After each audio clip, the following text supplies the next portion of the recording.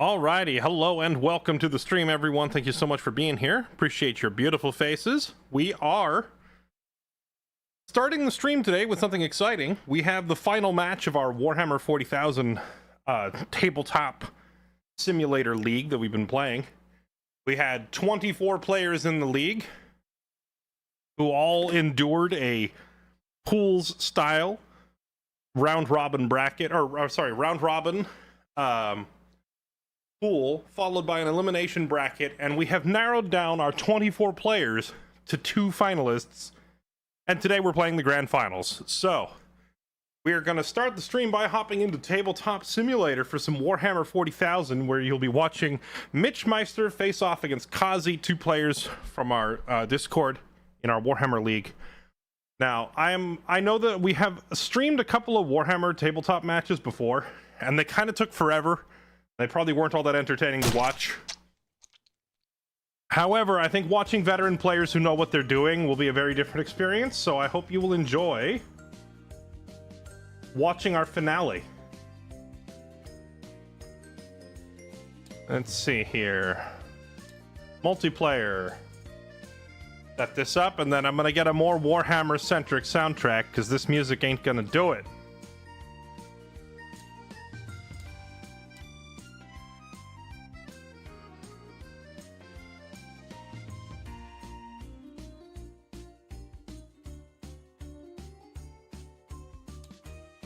Boom, boom, boom, boom, boom, boom.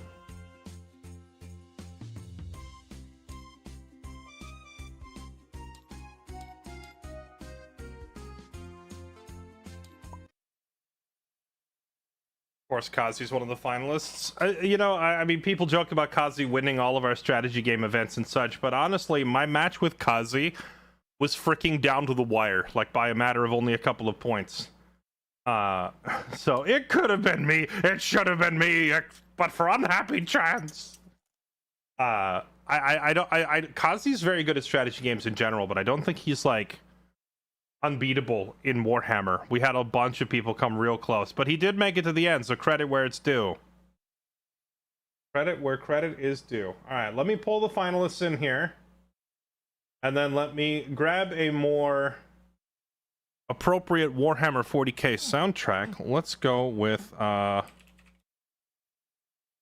heard Warhammer 40k Rogue Trader is pretty good. Let me grab their soundtrack. Here we go. All right.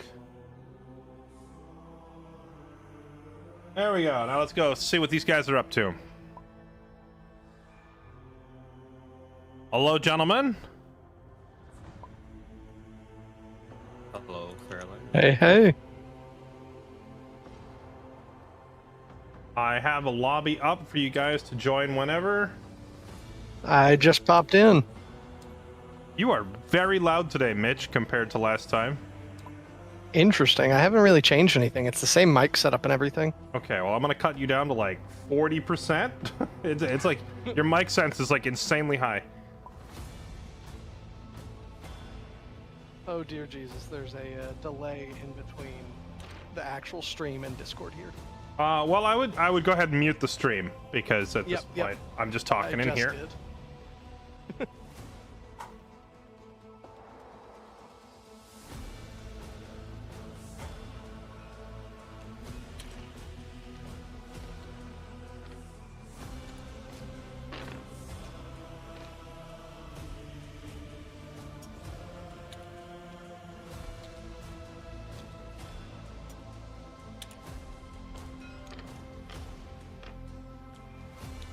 Is this a familiar face, chat?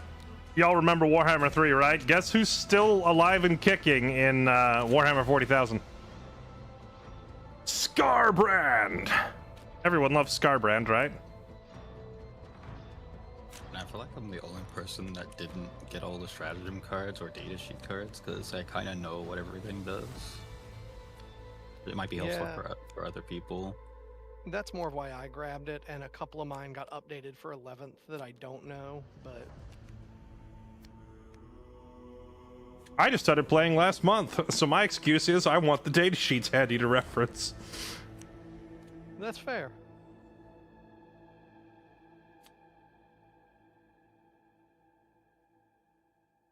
Is this his playing cards? Wait, why they're all blank? But I know you brought Wait, these cards. they in. are blank for you? Yeah, I these see three blank here. white cards. What are these? These are all stratagems. They actually have the full text on it on my screen. Did you get them from like a different mod that we don't have installed? Possibly these are actually like out of, I forget what it is, but it gives you like a little Necron dude and a box of all the stratagems in the game. Yeah, I mean, if it's from a mod that we don't have installed, then the assets won't load on our end. Okay, well, they're there, but they're very blurry on the other ones, but...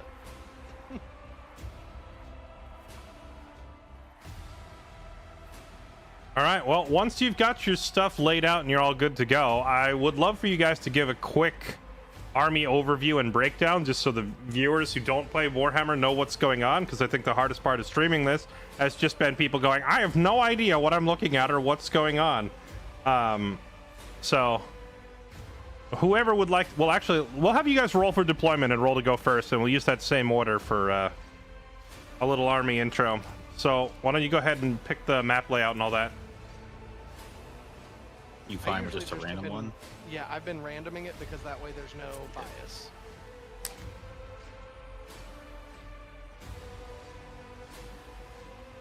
I feel like there is not a equitably fair way to pick a map, not randomly. Yeah. I rolled a 4 for my deployment. I rolled a 1. I will let you deploy first. Alright. Kravik Morn and his mutilators are starting in Deep Strike. Okay, so before we get into the deployment, Mitch, since you're deploying first, I would love for you to give us a little breakdown of how keep it very very simple and avoid using game terms that are going to confuse the audience. But give a basic overview of what your army wants to do and how it works. My army wants to run at you, shoot you, and kill you. And I have won most all of my games by tabling the opponent, not actually by scoring particularly well. Okay, and tabling means he's ignoring the objectives and just killing his opponent's army. So basically saying he's going to ignore the objective points and just try to shoot Kazi to death. You want to give us an overview of which units do what?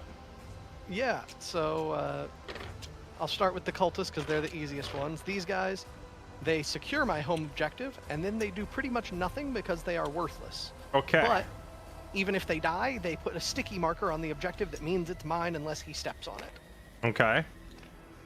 I have some bikes. Dudes on bikes, they have plasma guns, they have power fists and chain swords, and hopefully they will kill a few things. They also are pretty much the fastest unit in my army, so they can maybe score a few points. The giant crab walker that is the Defiler has a ton of guns on it.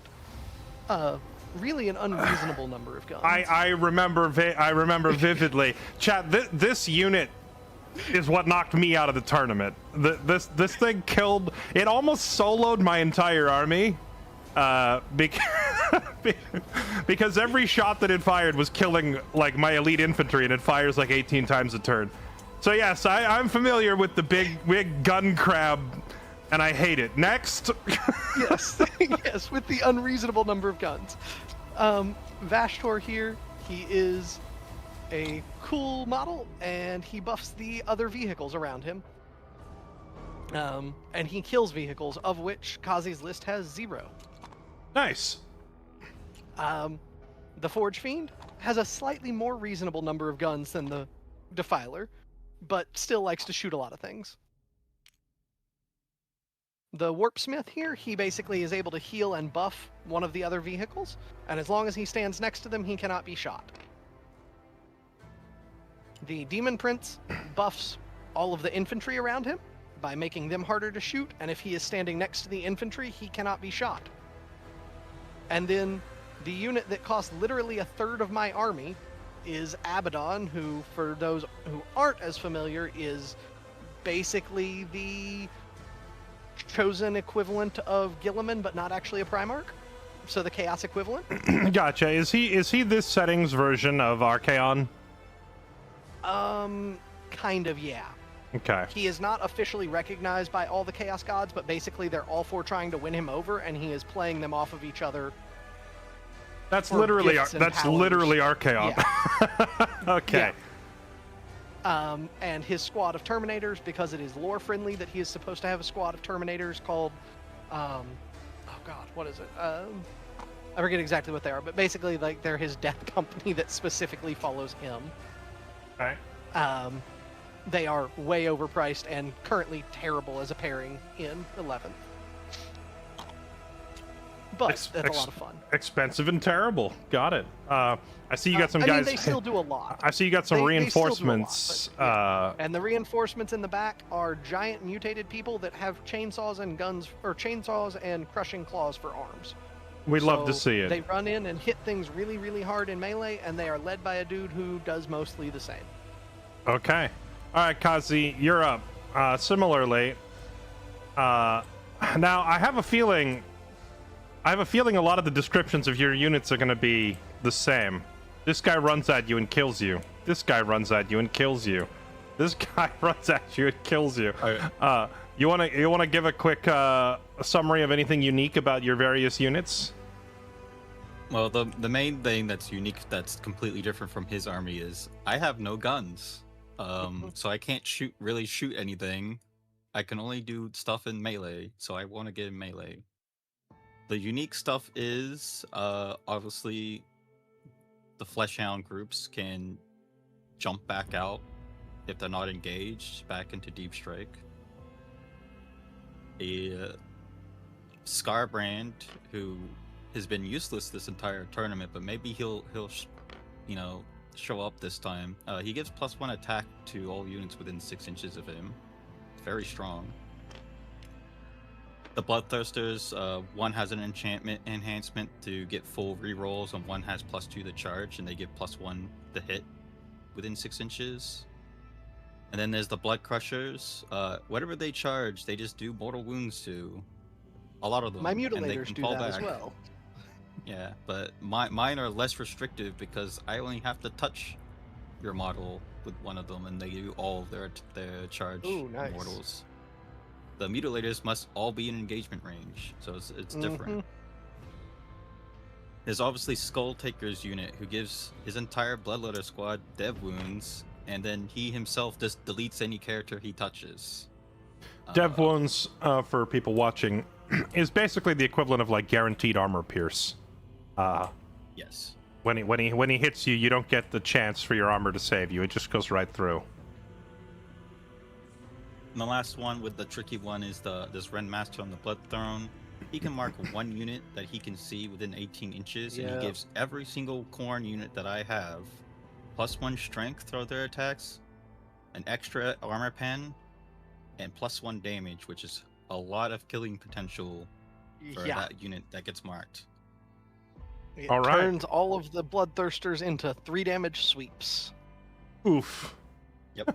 Which That is it basically makes any unit that if I target his Terminators, it makes every single unit in my army besides the Fleshhounds will kill a Terminator if they get a wound through. Yeah. +1. You said +1 damage on the swing, not just like +1 to hit. Yep. It's Yikes. +1 strength, +1 AP, +1 damage. That is a pretty gnarly debuff. All right, well, we've got the introduction made. I'll let you get back to it. Mitch, kick things off. Go for it. Kazi, how much of what my army does do you know? I do know that your detachment gives you -1 to wound for range attacks greater than your toughness, which I have 0 of, so it's entirely meaningless. Yep. And then the other one buffs the Demon Prince in melee. So his melee strike is strength 10, AP 3, 3 damage, but everything you have is basically going to be on invulns. Abaddon gets to hand out an aura where he can pick either everything rerolls all hit rolls, I get reroll leadership tests, or I get 4-up invuln on my infantry. Vashtor buffs the strength of all vehicles around him within 6 inches by 2, so it puts most of my guns at much nicer break points for shooting into big monsters. Most all of my characters have funky lone op shenanigans when next to their specific units. And I do know you have a stratagem to give -2 to charge, which is really rough for me. Yes, and I have a stratagem that you swing at me and you roll, and then I get to roll 66, and you take mortals for each 4-up. Yeah, which is basically a melee grenade. Yep, but it applies to every single unit that attacks me that phase. What do you know about my army, or do you want me to explain? all the Every attachments single and unit everything? you have basically gets a surge move if you want it, up to D6 inches, I believe. Your bloodthirsters are +1 to hit for everything. Scarbrand is +1 attack. I know the Rindmaster buffs. The Blood Crushers have the charge. Scarbrand comes with advance and charge. And nothing else in your army has advance and charge, is my understanding? I have a stratagem to make anything in my army advance and charge. Okay. But you only have I can one. also move. It's only one unit, but I can also move through buildings and charge through buildings if I so choose to do so with any unit. Is that a separate stratagem? That is a separate stratagem. Okay, so one unit cannot do both then. Got it. One unit could do both, potentially. Different phases. The Okay, your activations are different strat phases, is timed in timed in charge phase versus Yeah. Okay, cool. Movement. Yeah, no, mine So while they're talking over some of the very specific game mechanics, basically this is going to boil down to Kazi's army is better in melee. All of his units are melee, and most of them are very good at it. Mitch's army is also quite good in melee, but they are not as good as like the melee specialists. But Mitch does have guns, particularly this Defiler thing does a ton of damage. This unit basically solo removed me from the tournament. Because my army was like a bunch of elite infantry, and he got this thing at an angle to unload a full volley into my infantry, and he just destroyed all my elite infantry in like a turn. So he's got a pretty threatening amount of guns over here. Particularly the Defiler, and I believe these guys have what was it, these Terminator dudes have a decent amount of guns. But Mitch is gonna want to try to play a little bit on the slow side, because he's gonna want to try to keep his guns firing to chip down Kazi's army before they get into engagement range. But once the shooting is done and once they get into the meat grinder, I do believe Kazi's army wins hard. So Mitch has got to try and deploy very carefully here. He's gonna no doubt try to set up his guys in a way where they cannot get charged very quickly and try to drag the game out a little bit. The other thing is that Mitch, unfortunately, for his army detachment rule, which is like a buff for his entire army, he chose resistance to ranged attacks. Of course, he didn't know that his final opponent would be Kazi, who is purely melee. But his army buff being resistance to ranged is quite literally useless here. Does nothing. Full melee army means Mitch is like countered somewhat, in the sense that his army rule is resistance to ranged attack, and his army leader Vashtor here, this guy is a vehicle buster, and guess what, the demons don't have any vehicles. Actually, does this thing count as a vehicle? No, it counts as mounted, like a motorcycle or a cavalry unit. This thing counts as cavalry, not a vehicle. So, yeah, unfortunately, Mitch's commander won't get to use his vehicle busting ability and his army rule. It doesn't help him out. So, if I had to make a prediction here, I think this leans towards Kazi. However, Mitch has an ability to make it harder to charge at him, like basically an invisible barrier that weakens your charge rolls. So, if he times that correctly, when Kazi goes for the charge, if he can stop the charge, what'll happen is Kazi will end up with his units in a bad spot, and Mitch can shoot them. Whenever what's that ability called? He's got like a don't charge me ability. This one here, Siegecraft. Whenever you hear Siegecraft getting active, might actually just decide the whole game. It's a unit out of 9, so you can even do this. Oh, And wow. then, yeah, it says, oh, You're not in confusion anymore. Please fix. Oh, that is kind of neat. Oh wait, but It should already be on. If they're highlighted green like that, it should be on. okay. Oh. No, I'll just move this guy back to where he was. Yeah. Now I don't know that I can unselect them, but Yeah, it automatically unselects. It'll automatically unselect them after Okay. some time. all right. And then yeah, that is so then that one should still be in range of it there, based on what I'd seen there. You guys. All right, that's that down. It is Demons of Chaos, Khorne specifically, versus Chaos Space Marines, like Chaos Undivided.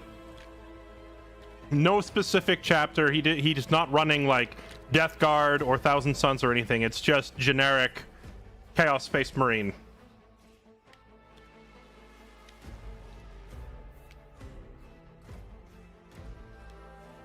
Yeah, I don't know what it is about some of mine, but like the cultists will never measure within the model for some reason.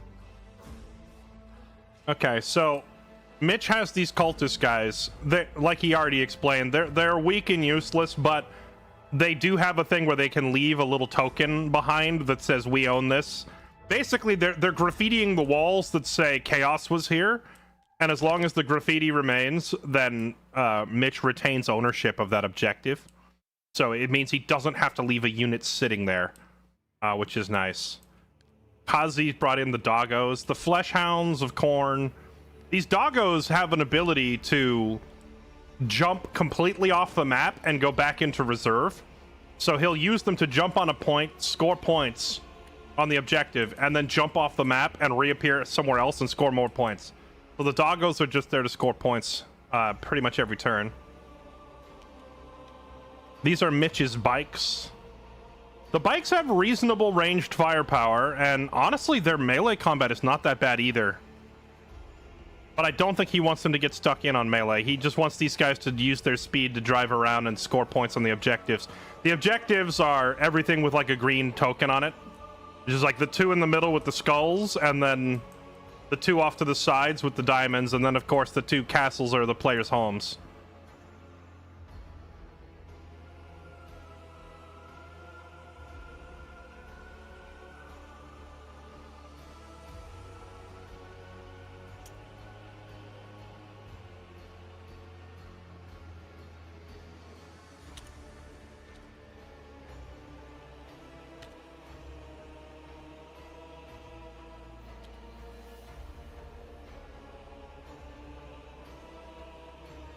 Oh, yeah. Do you have anything that gets non-standard pile-in and consolidation, like more than 3?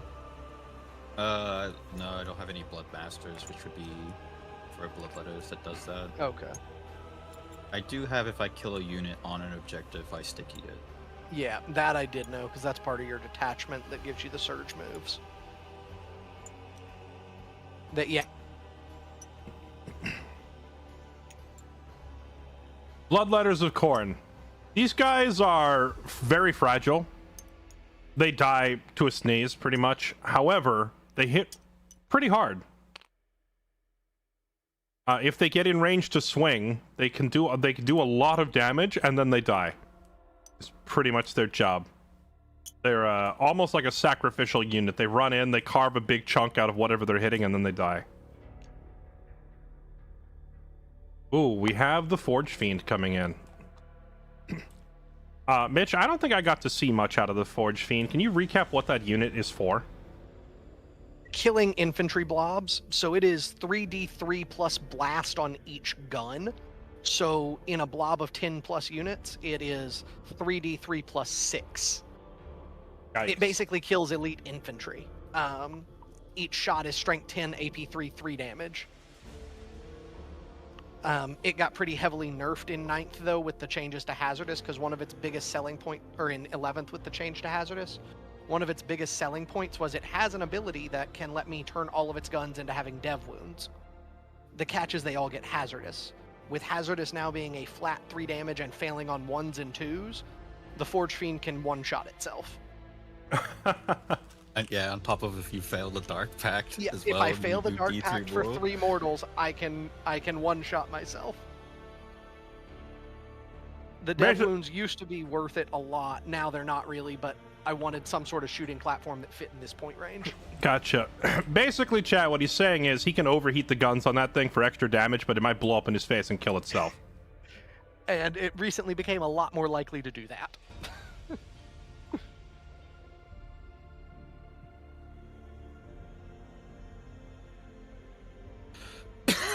Alright, that's the Forge Fiend.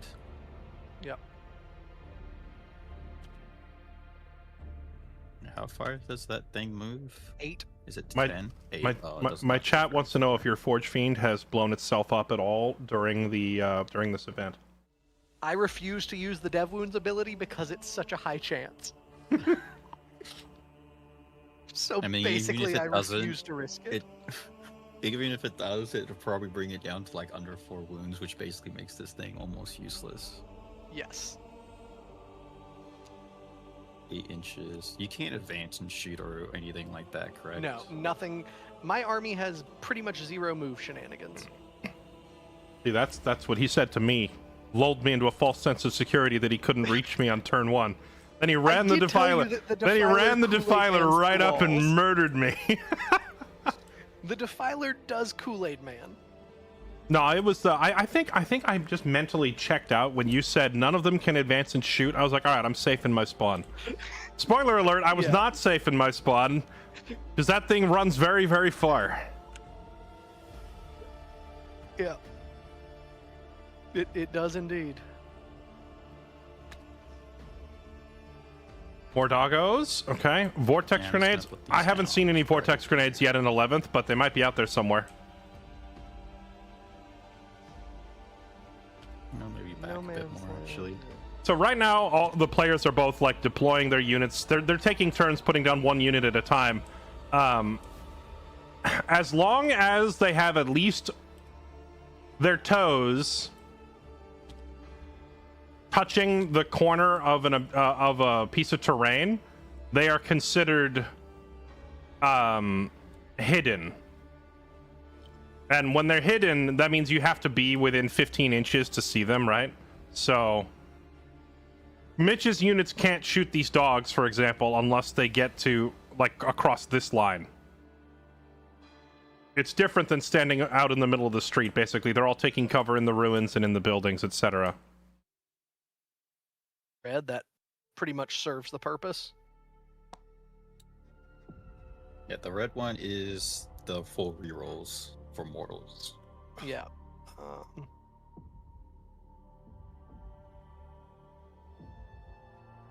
Do you have anything that basically gets to move before my turn? Scout moves, infiltration, No. basically any way that if you get turn 1, you other than advance and charge, that's it. That's just advance and charge. You do. I have absolutely nothing else. Okay. Which, I mean, they move pretty damn quick, but... So that'd be So you're looking 12 at plus this- a 15 for advance. So we'll go 15. I mean, honestly, that still leaves them. Oops. Oh. I was just trying to set it up, but I'll let you reset that. Yeah, so I mean, yeah, that... I mean, you could look at probably like a... Oh, well, you have the +2 to charge one, though. I don't love that. Well, you can cancel that with a stratagem, so it's not. So the Uh-uh. timing on it kind of sucks. It has Oh, to be it's done when at the it's in the start of the char- charge phase. It is at the start of Yeah, the you- charge phase. And you have to choose the unit. Yes. I was not kidding when the timing on my stratagems is honestly one of the biggest weaknesses. And especially with the changes fine to with that. 11th edition charges, that it basically makes it's actually pretty redundant now that I think about it. Because I could just charge something else hang if on, I I can't can charge that. scoot that in there. Okay. So if you do declare it at all, though, you still get the -2. So basically, on a screening unit, it can do work. But other than that, it becomes very difficult.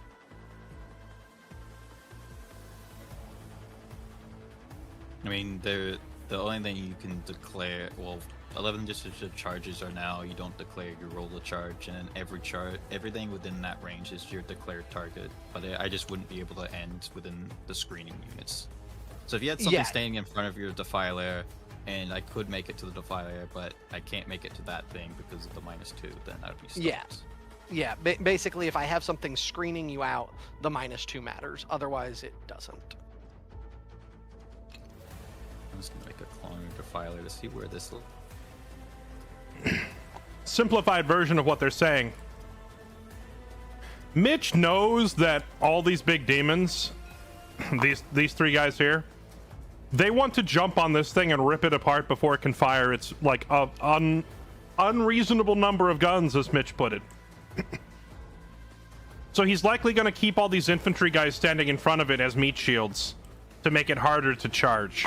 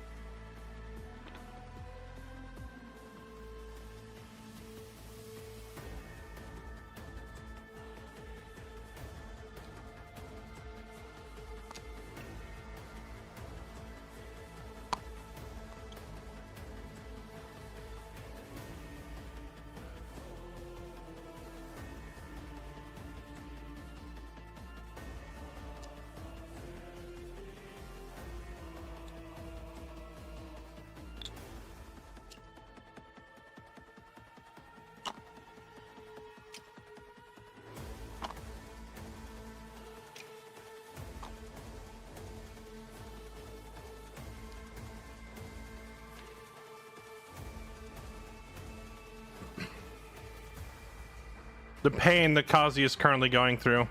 I think he's trying to find a spot to deploy his cavalry where they aren't just going to get immediately shot by the defiler. Yeah, there is no line there. Because there's nothing that is going to be around one corner and not over the other, basically. Yeah, so I'll put the blood crushers there then. Okay.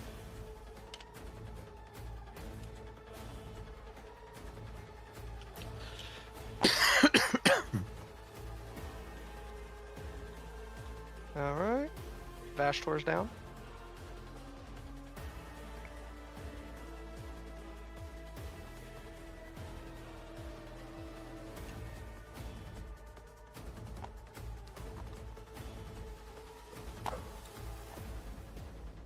There he is. Big Daddy Scarbrand is hitting the field.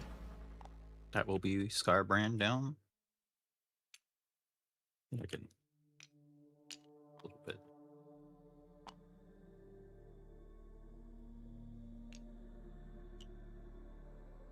The Warpsmith get angry like the Mechanicus ones, or no? No, not the same way.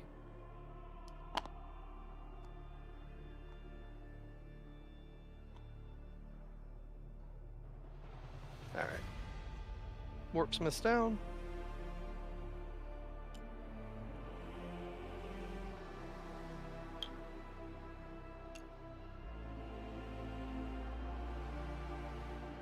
It should be unreasonable for you to get any line of shot line here, I think. Even Yeah. I think only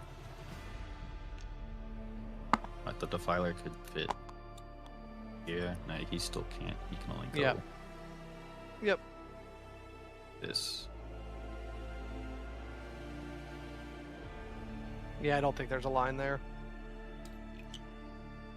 Yeah, that butt thruster will sit there then.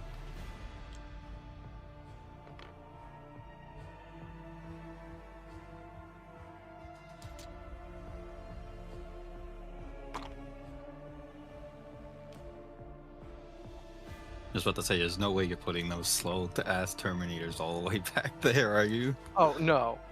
No. But they take forever and a half to like set up because the actual weapons on them matter. Yeah, because you have auto cannons, I think. Yes. Yeah, I have heavy autocannons and Abaddon is my CP generation. And so having them in range to use those matters. All right, those are the two that I don't care about getting in melee.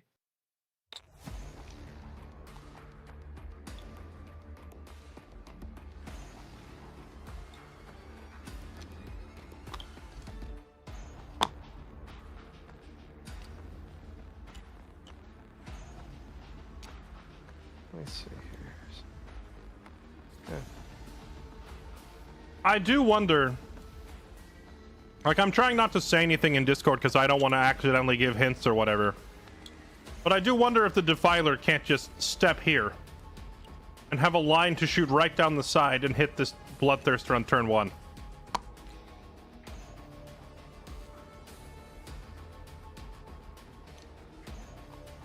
Because it sure looks like if it walks to the edge here, like, you can clearly see that thing's foot poking out. You know? What did I use? I was playing Blood Angels. Jump jet infantry, just jumping on people and beating them to death with hammers. It was a lot of fun. I think I had pretty much nothing but good matches. When I fought Kazi, it was like we fought almost to a draw. Every other match, I pretty much smashed until I ran into Mitch. And I lost to Mitch because this Defiler thing moves much further than I realized. And it was able to just walk up and spawn kill me on turn 1. And I didn't put my infantry further back. I had my infantry deployed, like, standing, like, here, you know? Like, on the front of this building, taking cover. But that thing moved so far, it just walked right up and shot them in the face. So I needed to deploy my guys, like, back here.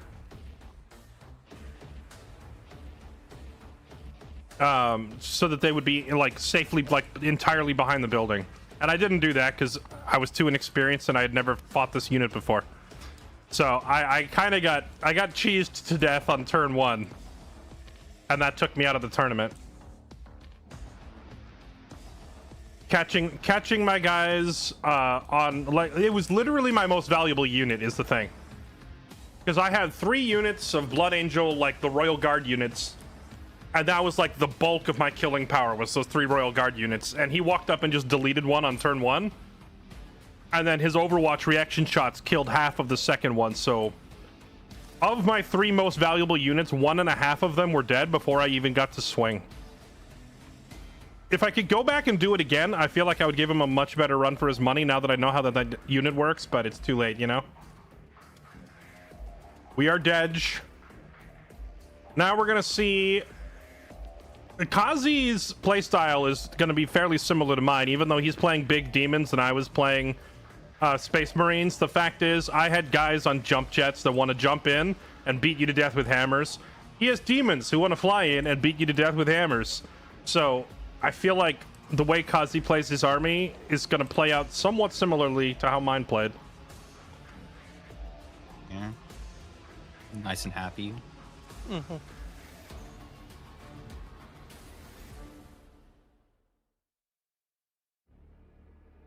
I will advance the bloodletters. D6, they get a 2, so they move 10 inches. Looks like Kazi rolled to go first. Don't know much about Warhammer, but if it's a match, why do they say so much about their own units? Well, 1, it's to explain it to our audience here, and 2, Warhammer is not a game that you're supposed to win by being like, haha, I had this ability, but I didn't tell you about it. That's just being a dickhead. If you want to win properly, then both players should know exactly what's going on, and whoever has the better strategy wins. Not like, joke's on you, I have this ability, and I didn't tell you about it. Like, that's just scummy play.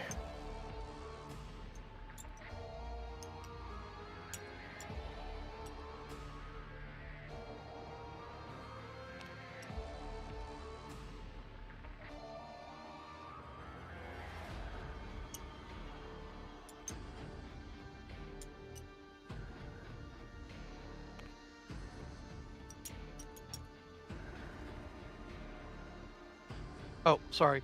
I have to declare Kravik Morn's thing that he hates. He rolls his wounds, re-rolls his wounds against it. I forgot because he is in Deep Strike. It just happens at start of battle. he would pick the scarier Bloodthirster, the one that rerolls all hits and wounds. I was about to say, Yeah, I don't. and he gets- I was about to say, who's Kravik Morn? There's no one on the board with that name. I forgot you had a unit back here in reserve. He's the dude back here in Deep Strike. Gotcha. And he gets to. Oh, I did forget to mention that I do have a movement trick if I want to. I could spend a CPA to ingress any mounted unit on turn 1, but I probably won't because I'm not going to go for a YOLO charge on turn 1. Although it could break the game open pretty badly.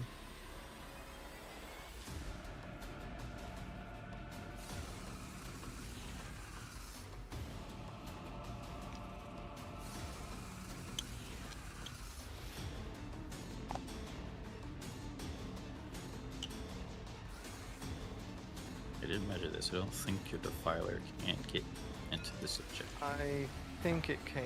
Yeah, it can. I believe I measured it before.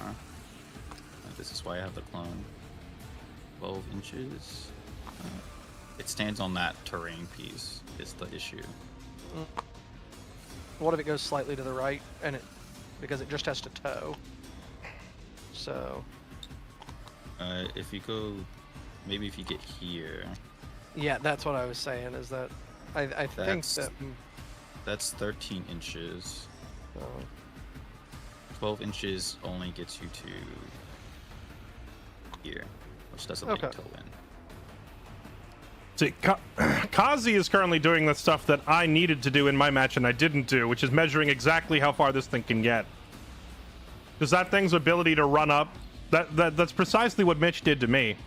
He ran this thing up, had it stand like in the building right in front of me, and then just obliterate my dudes. It's in a spot now where Kazi knows that it can't reach Scarbrand on turn 1, which is a good advantage for him. Yeah, wherever the hounds go, they're getting shot and killed. Slightly unfortunate. Where's the threat range of this defiler on this side? There. But you can see all the way down here. Can't see those bloodletters.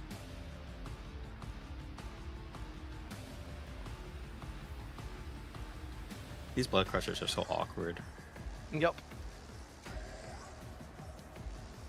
Like even if I got them like over here, it doesn't achieve anything. Yep.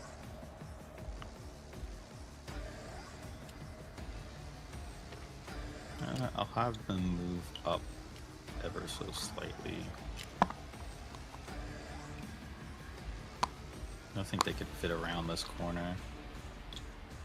No, because that would be considered towing in. If they were to come around here, Yeah.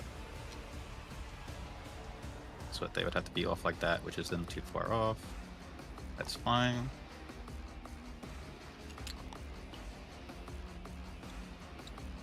I'll just jostle these guys around so they've moved up a tiny bit.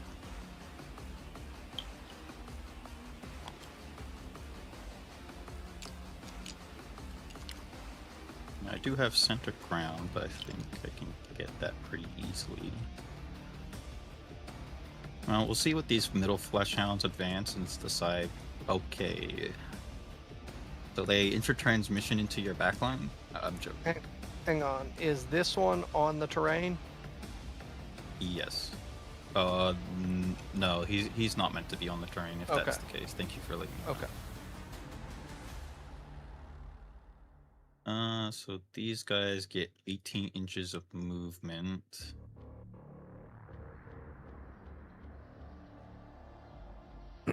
Now I could be very dirty, do something like this, and say, please shoot me. Please, please.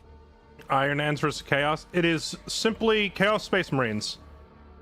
Standard CSM, no specific no specific chapter of the Chaos Space Marines. And they are up against Demons of Chaos. Granted, Demons of Chaos can choose from all the various Chaos Gods, but Kazi went with a specifically Khorne-themed army. So we have Scarbrand as the leader, and it's all Khorne units. No Nurgle or Slaanesh or whatever over here.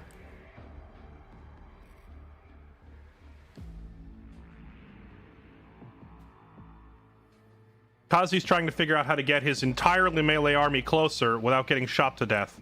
I'm sure you'll be happy to sit back there and just shoot them on turn 1.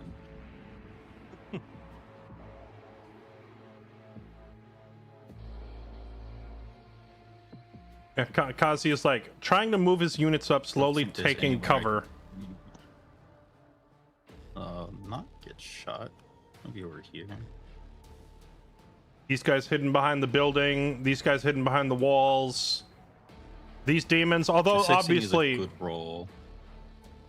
obviously from right here, it looks like the Defiler has a clean shot at Scarbrand. But the way Warhammer works is if Scarbrand is not, since Scarbrand is not touching this black line here, he is considered, quote, behind the terrain. So like this whole piece of terrain here might as well be a 1,000-foot tall mountain. if he's not standing in it, he's behind it.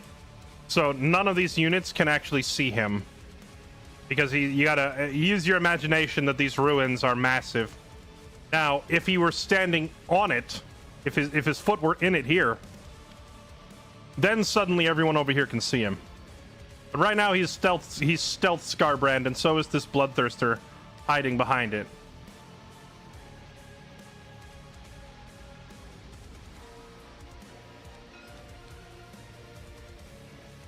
Now this guy is putting his foot on the terrain, so he's claiming it, basically. So now he suddenly has to be very careful to hide behind the wall. Because, like, all these guys could see him now, if not for the obstructions and the distance. Kazi is doing some shenanigans here, trying to... It can't measure oblong bases for any reason, or for some reason. Well, it's measuring this one correctly, so why is those ones different? I'm just going to create clones of him. He is the one with the flamer, but I know there's only one with a flamer. I'll just color these ones different. It will make them... Is Tabletop Simulator not, like, correctly measuring the Correct. Yes. distance here? Do you want to just delete your other ones and we'll just... I don't care that the models are slightly different. You have 18 inches of movement. Like, they are all going to be I was about having to say, plenty of movement there. they all should have been able to been within their movement. Yeah.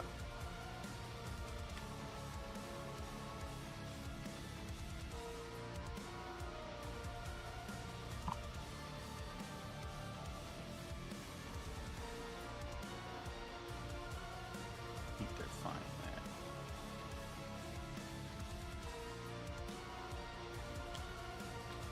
there. I will just mark the one that is... Kazi is up to some shenanigans here. There's a rule in Warhammer called coherency, which basically means that if your guys are in a squad, they have to stay within 2 inches of the other squad members. Which is funny, because if you've played Warhammer Darktide, which we streamed quite a bit of Darktide, when you're playing Darktide, that game has a mechanic called coherency for staying near your squad mates. It's taken straight from the tabletop. You gotta be coherent, which means within 2 inches, which is why, like, you see all these guys are together, all these guys are together, like all the different unit types. Kazi here is technically keeping these units coherent, because this thing is barely within 2 inches of this one, and this one is barely within 2 inches of that one, and then this one is within 2 inches of that one, while this one is within 2 inches. So, like, technically each of them are only 2 inches from a squad mate, but they're split up on 3 different pieces of the terrain. So the Kazi is just 500 IQing his placement.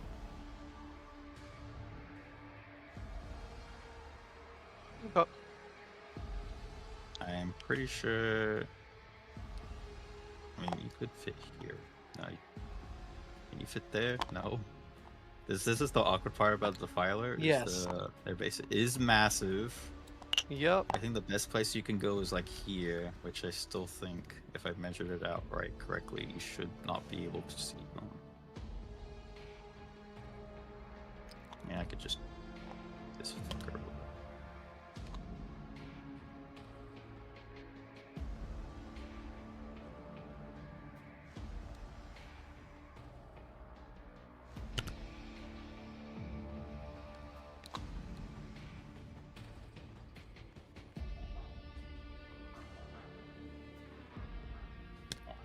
didn't fit in there.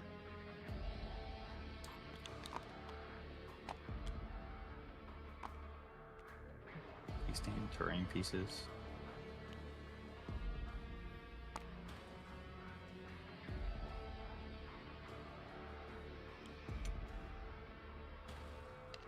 I'll be right back. 2 seconds while you finish this up, and then anything you need to do, let me know. Yep.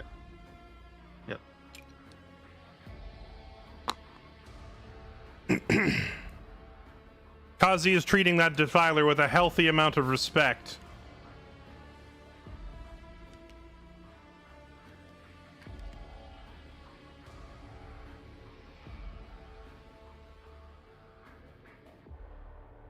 Oh, he can peek them. If he wants to get that close with the defiler, I say let it be so.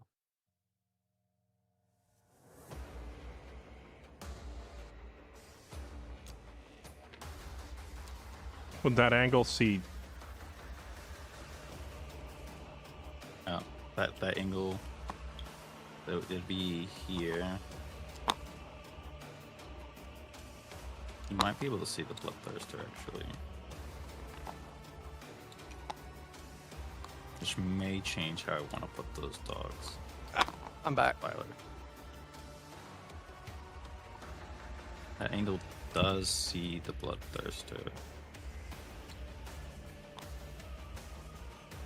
Oh, well, they did have teleporting movement, so they could go here.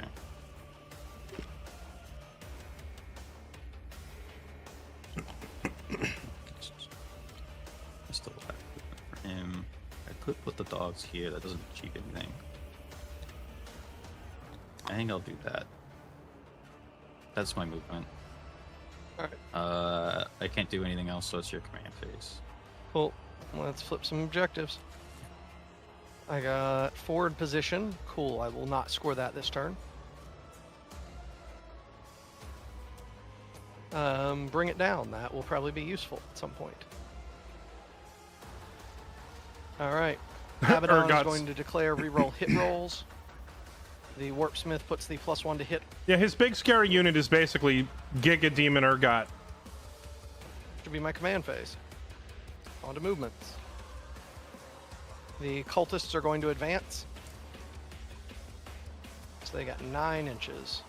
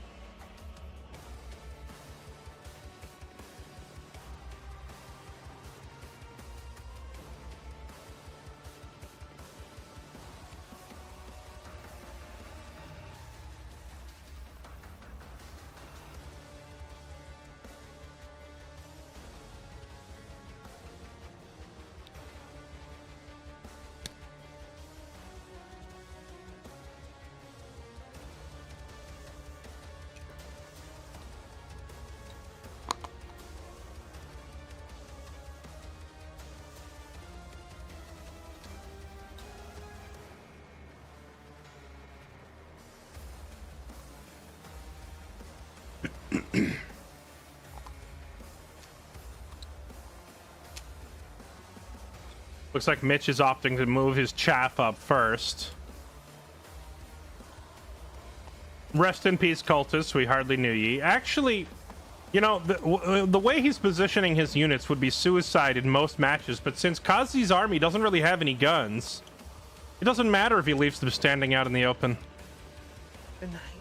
I guess that's the advantage of playing against a melee demon army, is you're not going to get sniped in the head for standing out in the open like this.